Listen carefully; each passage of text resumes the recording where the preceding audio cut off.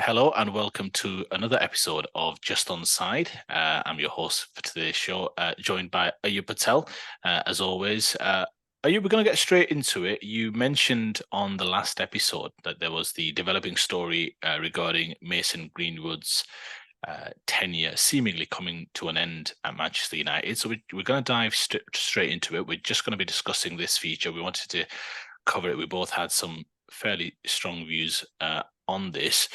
So let's dive straight in. I'm going to set the scene a little, Ayub, just on the story itself, just to give you a little bit of time just to gather your thoughts, but just to provide a little bit of context about the story. It was Mason Greenwood, obviously a forward for Manchester United Football Club, a young forward. Last year, January 2022, was arrested on charges of attempted rape, controlling and coercive behavior, and assault, I believe, or suspected assault. Those charges were then brought by the Crown Prosecution Service. Charges then being dropped, let's say, or discontinued by the CPS earlier this year in February. Thereafter, Manchester United launched their own investigation, internal investigation, which was overseen by Richard Arnold, their chief executive, as well as the chief operating officer, communications director, sporting director, and their head legal counsel.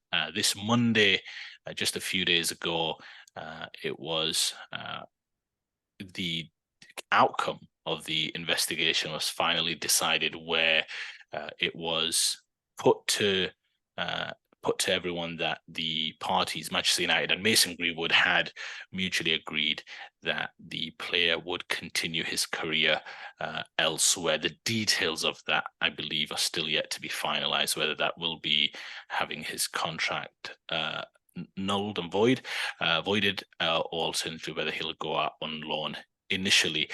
I want to ask you the question first, Ayub. What's your thoughts?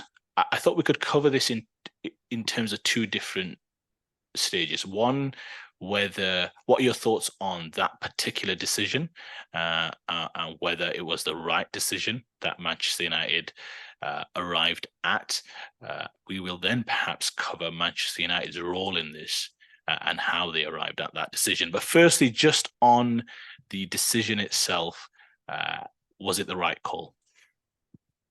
I personally don't think it was the right call. It's a very emotive, very sensitive topic, so I suppose we've got to be extremely careful as to how we express our views. I mean, United, I think most people will be aware that they were almost testing the waters. They were just trying to see if they could possibly reintegrate Greenwood back into the fold. Unfortunately, I think for Greenwood and perhaps for Manchester United, it just seemed that perhaps it was not going to be really possible. I think the reaction, I think lots of people were making comments.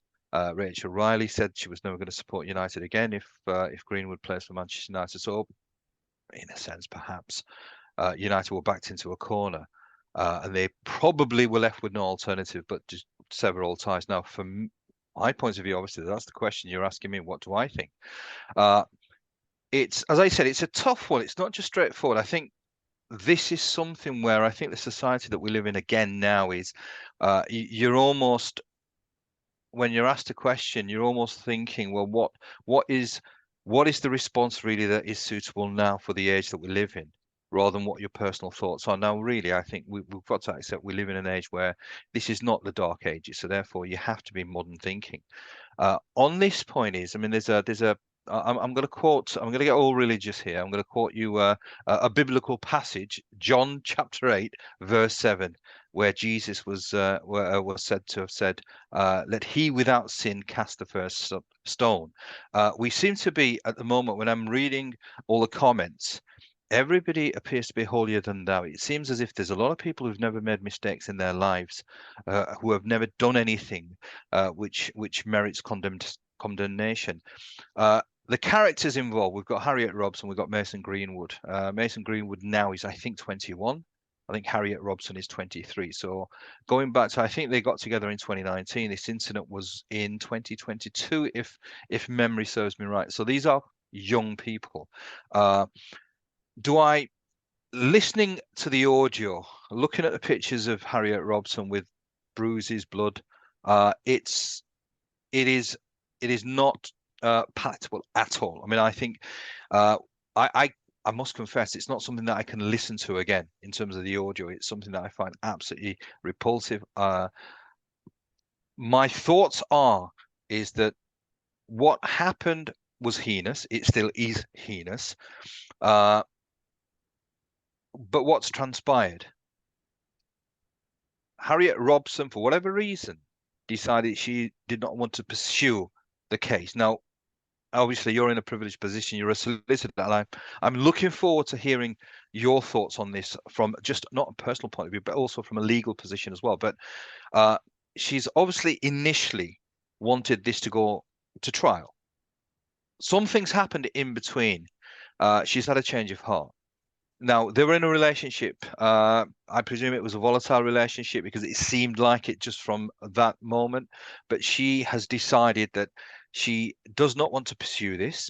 In the intervening time, she's got pregnant. I think she had a baby about a month ago. So, whatever the problems existed in the relationship, maybe on the surface it appears that they've been smoothed over. I'm somebody that always, if somebody genuinely is repentful of actions that they've done, I think people deserve a second chance. Now, obviously, if it's a third, fourth, it's a different story, but I am always one for people deserve a second chance. Also, it's an opportunity because Mason Greenwood could have been used as an opportunity to maybe, I suppose, highlight domestic violence. He could have gone on tours. He could have gone to schools. There's all sorts of things that could have happened. I personally think he's done something which is I won't say unforgivable, but something that obviously requires some sort of punishment. He got the punishment. He was obviously stripped from playing for Manchester United. Also, I think England, Gareth Southgate, I think has made comments about I don't think will be considered for England. Obviously, if he's not playing, then he won't be considered for England. And he also had that incident, I think, with Phil Foden as well when they were on England duty together. So obviously, there's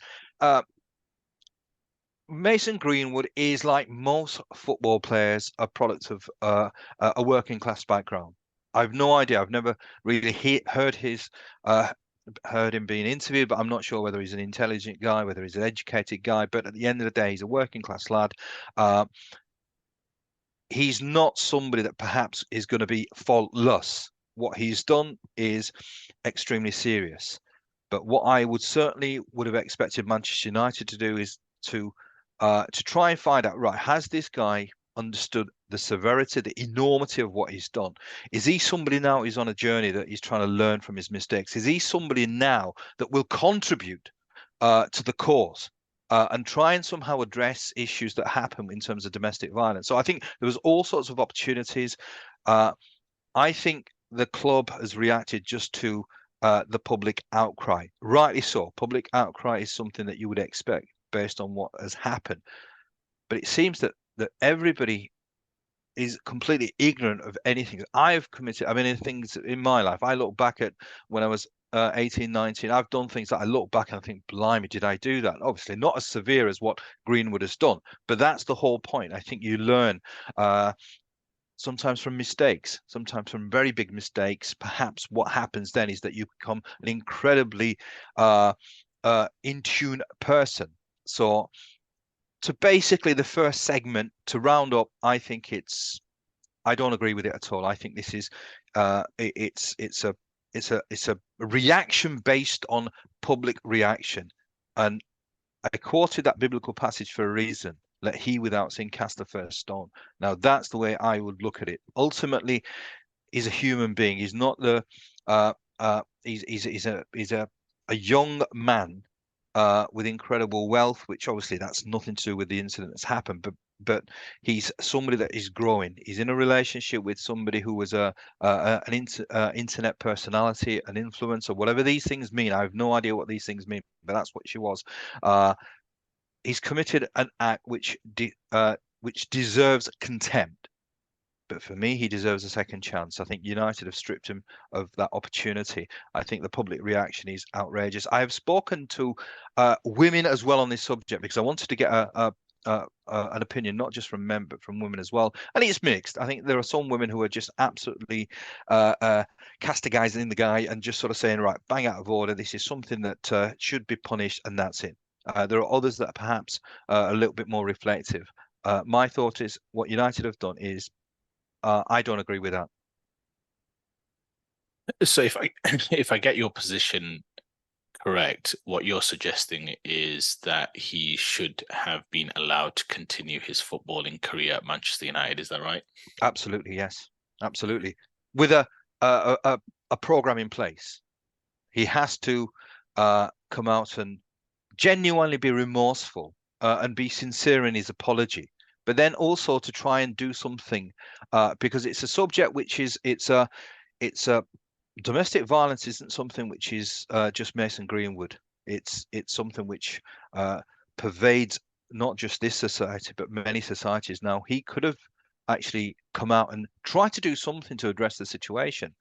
So I think he should have apologized. United should have said, right, we're sticking with this guy. We feel that he's rehabilitated. We feel that he's learned from his mistake and allowed to get on, irrespective of what the reactions from the public were. Because again, I mean, I view the comments that I've seen on social media from journalists, from newscasters, as if they've never committed any sins in their lives. The hypocrisy is, in my opinion, quite disgusting. You mentioned about you suggested that Manchester United reacted or reversed course, if I read between your lines, because of the public outcry. Mm. And I would agree, and I think we'll come on to that when we assess Manchester United's role in this. But I think the public outcry is part of the process when you're a public institution like Manchester United Football Club are. And when Man United started their internal investigation, they did so on the premise not to establish guilt or innocence, although they made certain comments in their recent statement that would suggest that Mason Greenwood was cleared of all charges or didn't commit the actions that he was charged with, even though they, through their own words, that was not the context of their own internal investigation. What the context of their investigation was, and I will circle back to the question, but just to kind of finalize this point, the context of their investigation was to understand the origins and the context of the graphic images and the audio recordings and how they came about. So I think that's important to put forth. I disagree with you.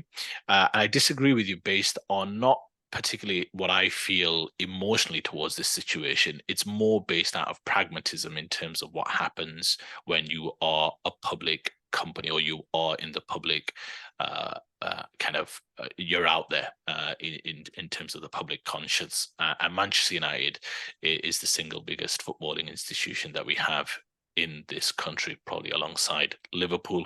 Mason Greenwood's Manchester United career ended the day those graphic images and audio recording came out. For me, it was fairly clear at that point, irrespective of Manchester United's I won't call it a charm offensive. I will be respectful, but irrespective of the time that was given for the criminal or the Crown Prosecution Service to establish their case, and whether then, obviously it's been 18 months now or 19 months since the original kind of audio and graphic images were leaked to this point, and I never at one point thought he could play for Manchester United Football Club. There's something about the visibility and the clarity of audio which you can't ever replace and remove. It's, if you hear something of a story, whether it's tittle tattle or whatever it may be, over time those noises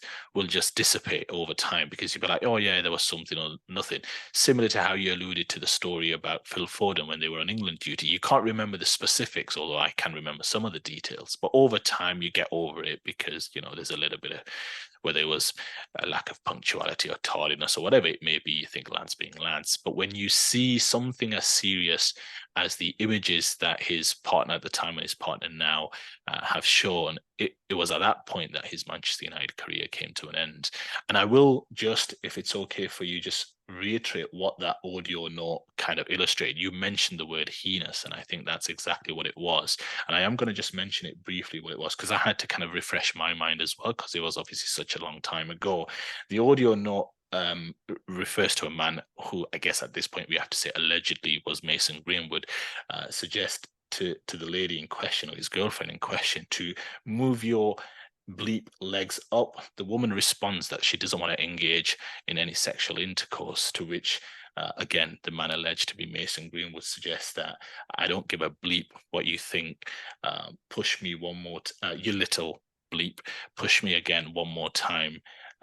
And watch what happens to you. And there's something about, obviously, then the graphic images were posted with blood from the lip of the young lady, with a caption as well that this is, I think, something along the lines of, this is what happens when you're living with Mason Greenwood, or something along those lines. I hope I'm quoting that up pretty much on the button. I just think it was at that point his Manchester United career came to an end.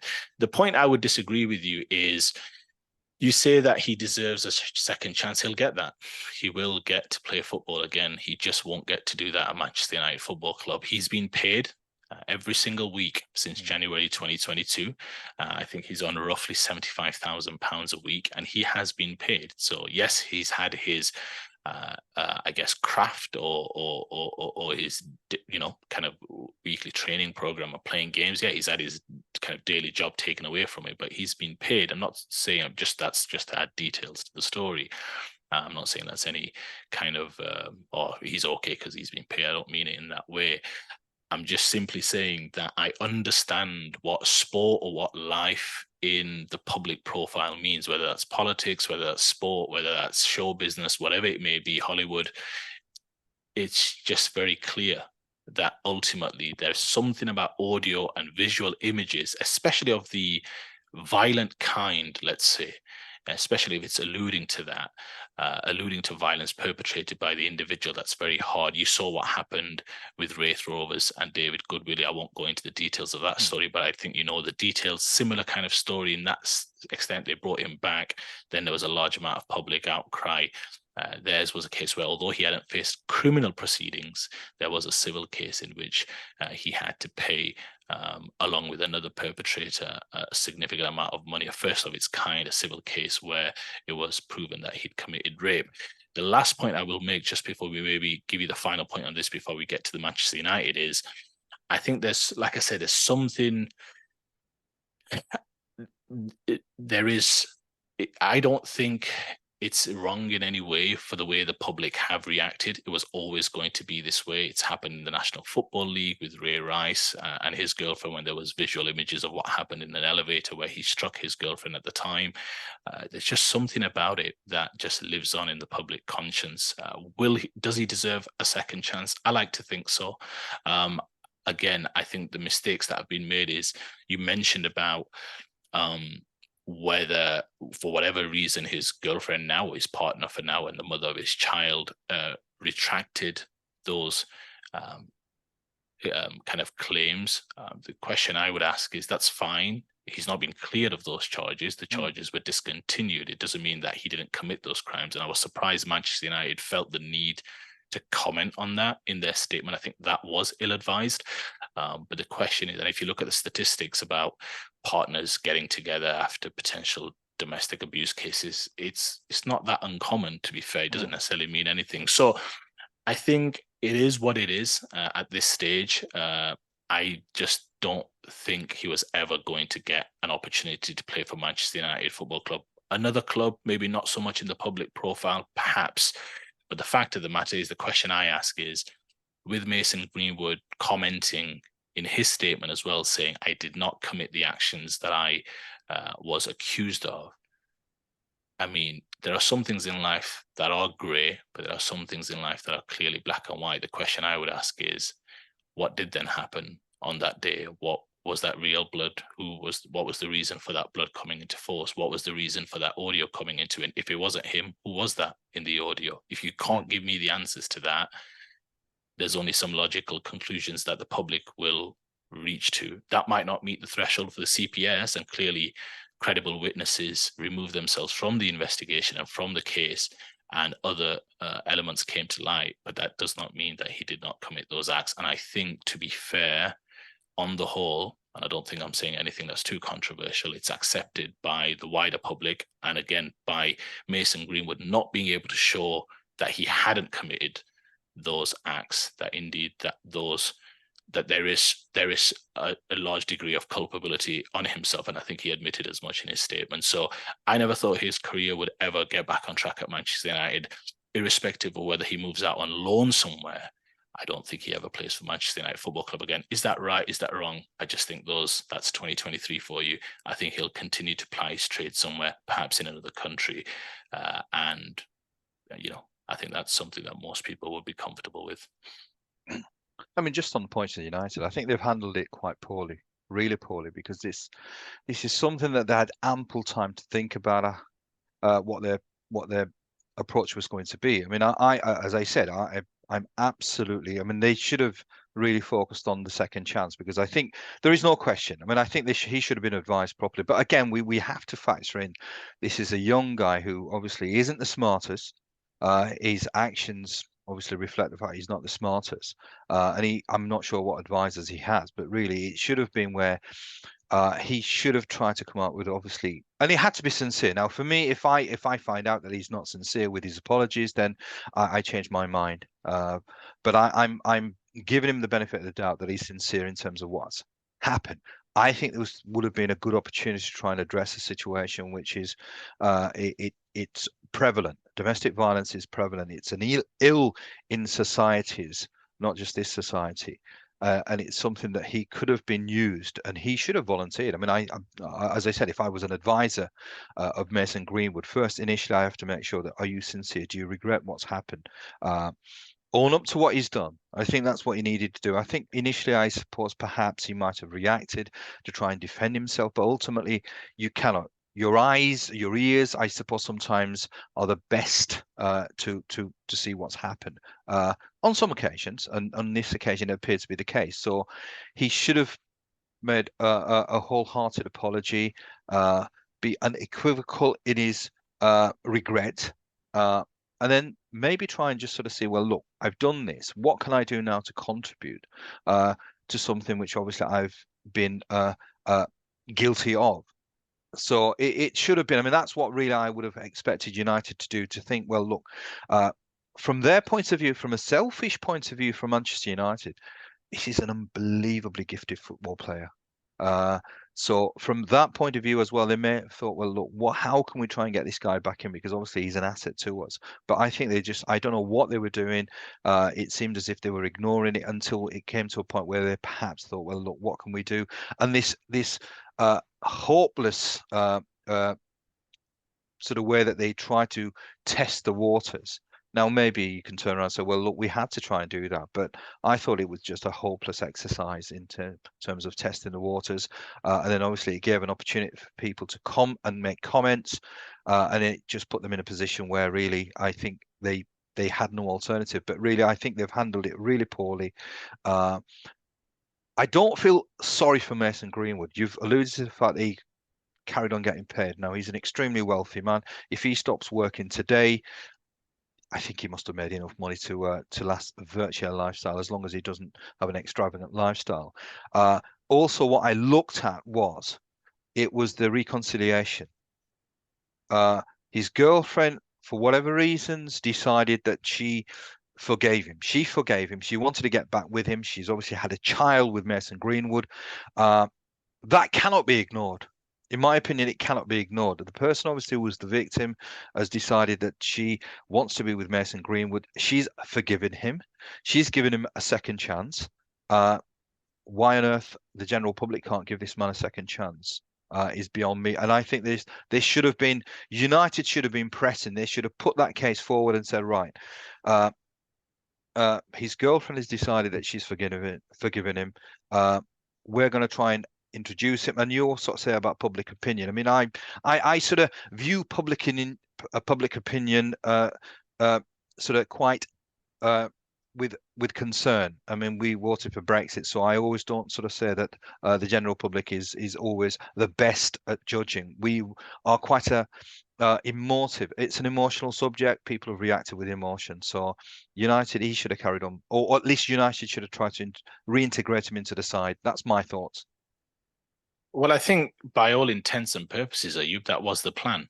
And I think now we're moving on to the Manchester United side of things. If you followed the story fairly closely, and if you read the tea leaves, it's clear that Manchester United, as much as they may wish to deny this, the plan up until Wednesday last week was to reintegrate Mason Greenwood into the first team squad. There was a number of preparations done, not least informing Eric Ten Hag, the sporting director, as well, in terms of how they would field questions regarding it, because obviously that was going to be the number one question about Mason Greenwood being reintegrated back into the Manchester United first team squad. Eric Ten Hag, it would appear, was an advocate. I mean, again, to your point, I'm not going to admonish him too much. I mean, that's his view, and he's manager of the football club, and his job is to win games. And Mason Greenwood is, to your point, a gifted footballer.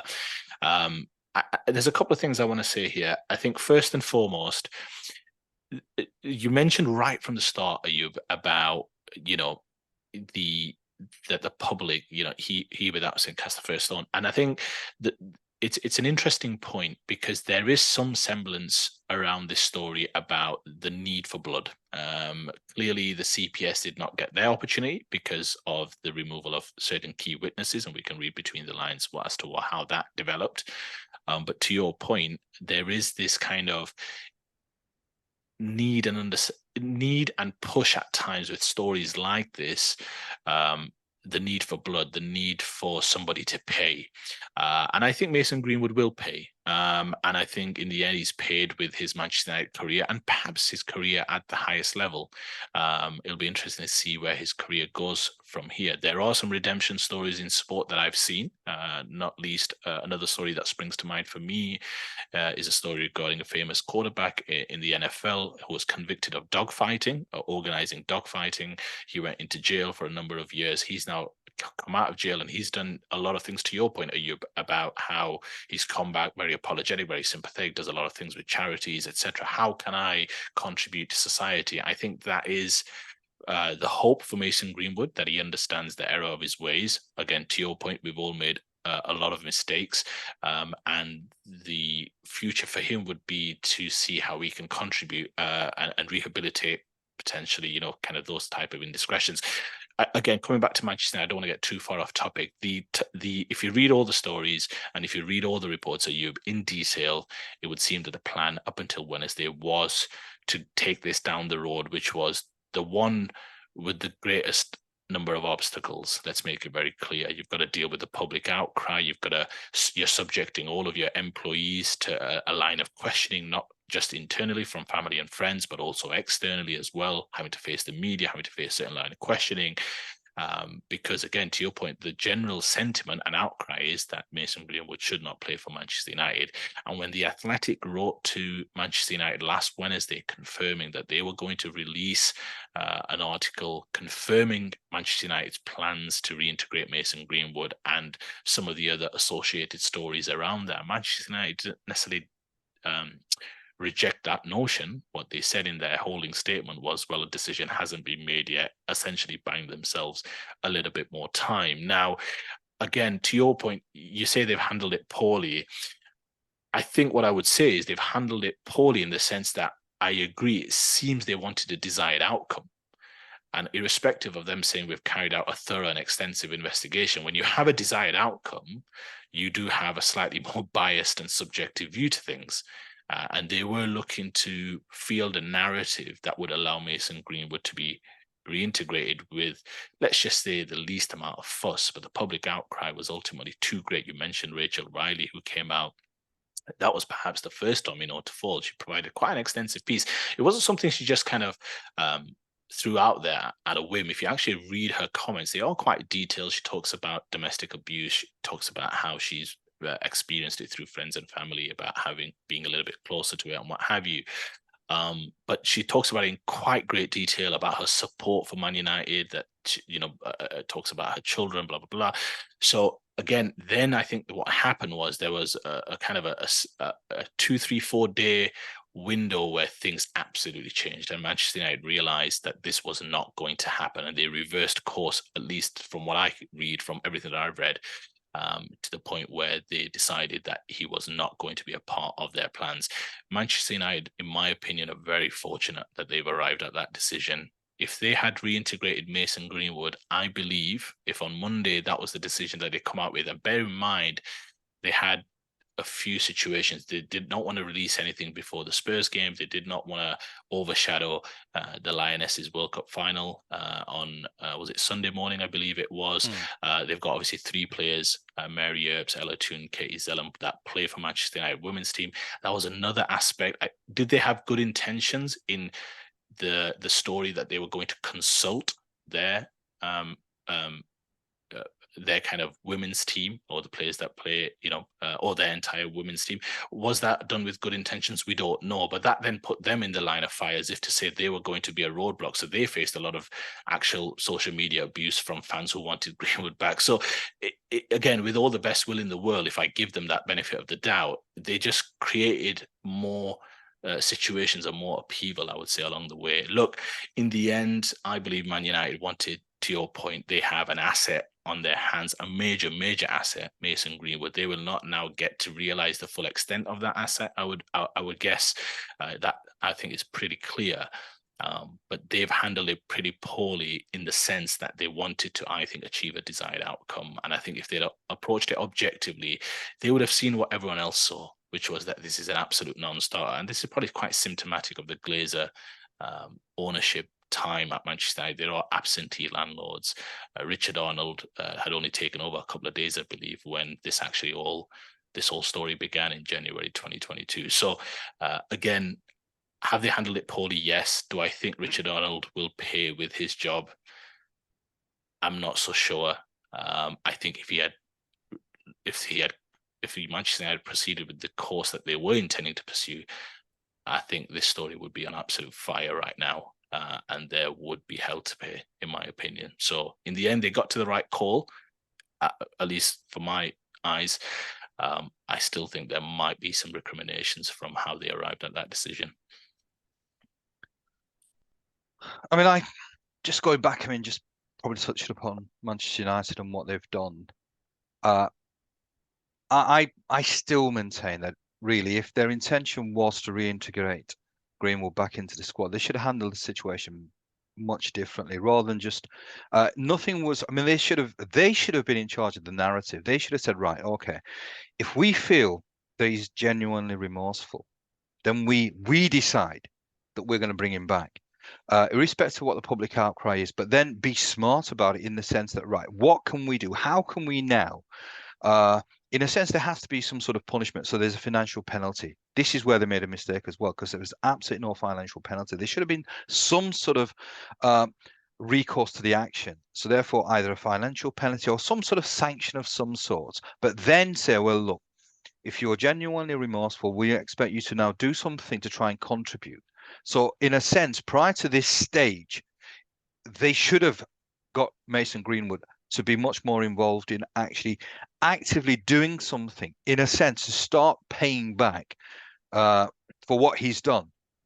I think you're shaking your head. You're shaking your head. No. I think the only challenge with that, Ayub, honestly, because whilst you were talking, I was thinking, I think the only problem with that idea was two elements. One, Manchester United didn't have the courage of their convictions, to your point. If they genuinely felt that he is going to be reintegrated, we believe he's genuinely sorry about everything that's happened, but we will stand by, we will run through the public outcry, we will stick with it, although I think that would have been foolhardy. Then to your point, they could have done that. I think the challenge with putting him in front of the media with a statement, I think the public sometimes want ownership of actions. And the problem you've got is when a CPS case has been discontinued, the alleged perpetrator can't be then seen on camera a year later saying, yes, I did this and I did that, and I'm really sorry for doing this and that, because that then perhaps opens up a certain legal set of wranglings in terms of him potentially admitting to some of Mm. the misdemeanors. So I think I do think both Manchester United and Mason Greenwood, because they were trying to steer clear, perhaps, of some of those key points, whether or not he had done this act or hadn't.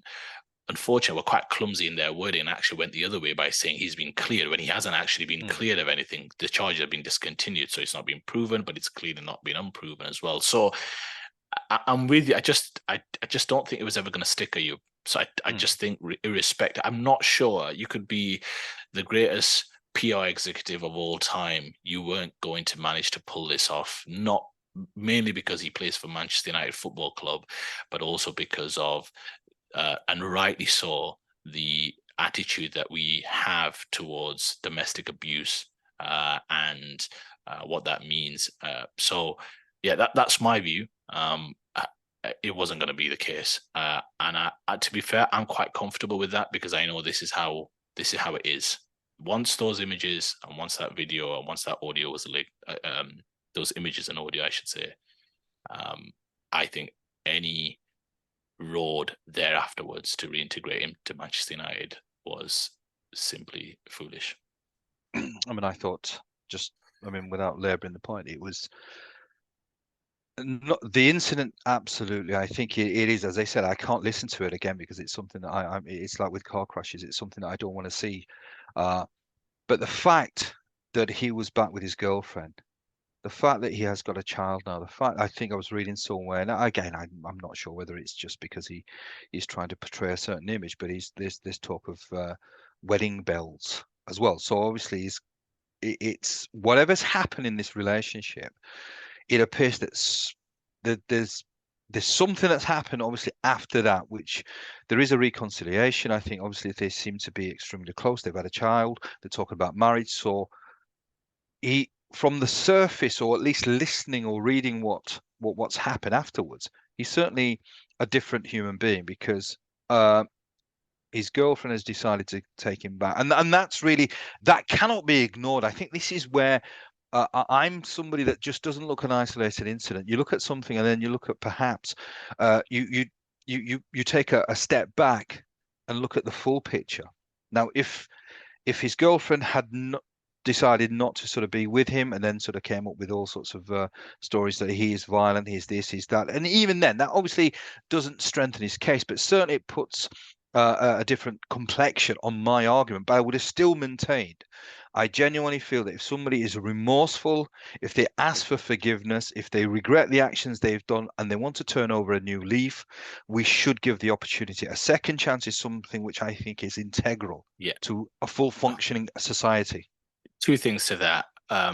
Manchester United alluded to that in their statement, right? They mentioned how it was not going to be possible for Mason Greenwood and his family, according to them, their words, to raise a family in Manchester. That's, I think, how they put it in their statement. I just think, and I don't want to be too not brash about this because it's a very sensitive subject. The fact is, the public sees that there's been a heinous act committed, and the alleged perpetrator, according to the public, has got away with it, and they want their pound of flesh. And because that pound of flesh hasn't been taken, this is the aftermath. The fact that he cannot play for Manchester United. And I'm not saying that's right or wrong. I'm just saying that's what I see when I see the public right now. If there was a CPS case, and if he had gone, and if he had gone to prison and he'd done his time and what have you, I still probably don't think it would have been any easier.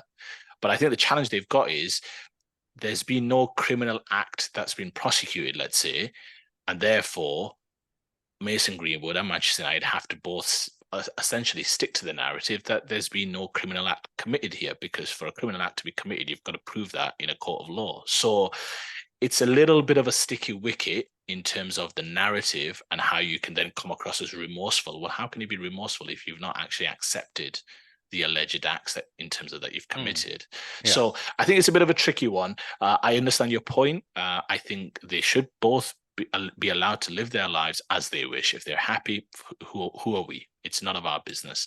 I think when you're in the public profile again, and you're in the public field, this is how it is. And if we'd never seen those images and we'd never heard that audio, this would not be the story that it currently is. But I think maybe perhaps we can wrap up there. Those are our thoughts. I think there's a lot more to this story, to be fair. You would probably need a lot more time to really go into the ins and outs. But some interesting thoughts. Appreciate your candor and your detail to which you covered that. Really appreciate that. But yeah, happy to hear the thoughts of our viewers. It's a troubling story. It's not one that we would normally cover. We normally cover the kind of weekly games and what have you, but it was too big a story to ignore. We try and cover all the topics that are relevant in the footballing stories, or in the weekly kind of mill within the footballing fraternity. So give us your thoughts to the viewers out there. What are your thoughts? Do you think Manchester United arrived at the right decision? What's Manchester United's role in this? Are they blameless? Do you think they've handled this as well as they could, given the circumstances, or do you think there were certain other steps that they could have taken to mitigate and minimize or arrive at the decision in a more kind of reasonable and normal way? So we'll end it there. Ayub, thank you for your support. Thank you for your time. We'll probably record again tomorrow, the day after. Looking forward to the weekend's events. But until the next time, we'll see you on the next episode.